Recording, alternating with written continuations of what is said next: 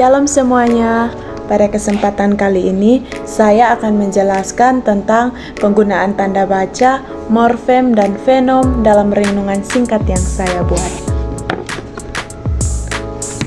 Baik, dalam renungan singkat yang saya buat, saya ambil dari teks Mazmur pasal 33, ayat yang kedua sampai ayat yang kelima, dengan perikop puji-pujian kepada Allah Israel. Bersyukurlah kepada Tuhan dengan kecapi, bermazmurlah baginya dengan gambus 10 tali. Nyanyikanlah baginya nyanyian baru, petiklah kecapi baik-baik dengan sorak-sorai. Sebab firman Tuhan itu benar, segala sesuatu dikerjakannya dengan kesetiaan. Ia senang kepada keadilan dan hukum, bumi penuh dengan kasih setia Tuhan. Renungan yang saya buat ini, saya beri tema, bersyukurlah sebab Allah itu setia. Bersyukur adalah sebuah ungkapan terima kasih yang biasanya dilakukan oleh setiap orang. Kebanyakan orang mengucap syukur ketika ada dalam keadaan sukacita yang besar. Namun, ada pula orang yang mengucap syukur di saat ia ada dalam keadaan yang sulit sekalipun. Raja Daud mau mengajarkan kepada kita untuk bagaimana kita bersyukur kepada Tuhan, sebab Tuhan itu benar dan Dia selalu setia. Tuhan mencintai keadilan dan hukum. Bahkan apapun yang Ia ciptakan di bumi ini, Ia penuhi dengan kasih setia. Untuk itu, marilah kita sebagai orang Kristen mengucap syukurlah pada Tuhan, dan biarlah kita selalu mengingat akan kasih setianya yang tidak pernah meninggalkan kita dalam keadaan apapun.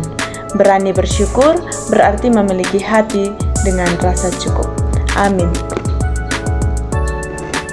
Nah, dalam renungan singkat saya dan juga dalam teks yang saya ambil, terdapat beberapa tanda baca. Yang pertama adalah tanda koma.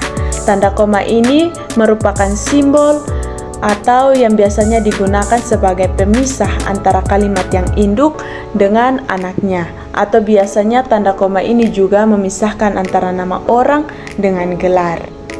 Contohnya tadi ayatnya yang pertama, bersyukurlah kepada Tuhan dengan kecapi, bermazmurlah baginya dengan gambus 10 tali. Kemudian ada juga tanda baca titik. Nah, titik ini sebagai tanda yang digunakan untuk menandai akhir dari sebuah kalimat. Contohnya, sebab firman Tuhan itu benar, segala sesuatu dikerjakannya dengan kesetiaan. Kemudian ada juga tanda baca titik koma. Titik koma ini merupakan sebuah simbol yang digunakan sebagai pengganti kata penghubung untuk memisahkan kalimat setara di dalam kalimat majemuk, yaitu contohnya, ia senang kepada keadilan dan hukum, bumi penuh dengan kasih setia Tuhan. Yang terakhir ada tanda seru. Nah, tanda seru ini sebagai tanda yang berguna untuk menegaskan dan memberi peringatan terhadap kalimat itu, seperti yang disampaikan oleh Raja Daud, yaitu nyanyikanlah baginya nyanyian baru, petiklah kecapi baik-baik dengan sorak-sorai. Kita masuk pada morfem. Morfem ini adalah satuan terkecil dalam bahasa yang memiliki makna. Dalam linguistik, morfem dapat dibedakan menjadi dua jenis, yaitu morfem bebas dan morfem terikat. Morfem bebas adalah morfem yang dapat berdiri sendiri sebagai sebuah kata, contohnya buku atau rumah. Dan yang kedua, morfem terikat. Morfem terikat ini adalah morfem yang tidak dapat berdiri sendiri dan harus bergabung dengan morfem yang lain, seperti kata menulis. Di situ ada awalan me, dan juga kata perbaikan, di situ ada akhiran kan. Nah, contoh dari morfem dalam renungan saya tadi ada kata bersyukurlah. Di situ morfem bebasnya syukur dan morfem terikatnya ber dan la. Kedua ada kehidupan, dan morfem bebasnya itu hidup dan terikatnya ke dan an. Kemudian yang ketiga ada kata seseorang. Di situ morfem bebasnya orang dan morfem terikatnya se. Kemudian ada kata kebanyakan. Di situ kata morfem bebasnya itu banyak dan kata morfem terikatnya itu ke dan an. Kemudian yang kelima, kata mengajak. Di situ morfem bebasnya itu adalah ajak dan morfem terikatnya adalah me. Keenam, ada keadilan. Di situ morfem bebasnya adalah adil dan terikatnya adalah awalan ke dan akhiran an. Yang ketujuh yaitu ciptakan. Morfem bebasnya yaitu cipta dan morfem terikatnya yaitu akhiran an. Yang berikut kata kesetiaan. Di situ morfem bebasnya yaitu setia dan morfem terikatnya itu ke dan an.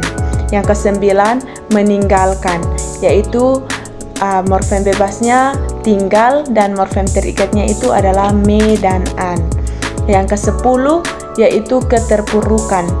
Morfem bebasnya adalah puruk dan morfem terikatnya adalah ke dan an.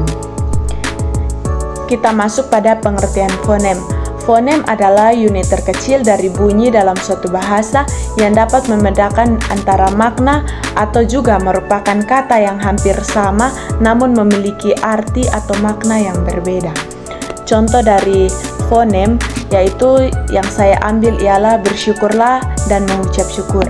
Nah, bersyukurlah ini lebih bersifat ajakan untuk merasakan dan menunjukkan rasa syukur, dan kemudian mengucap syukur lebih menekankan pada tindakan verbal atau lisan untuk mengungkapkan rasa terima kasih. Demikianlah presentasi singkat dari saya. Semoga bermanfaat bagi kita semua. Terima kasih. Shalom.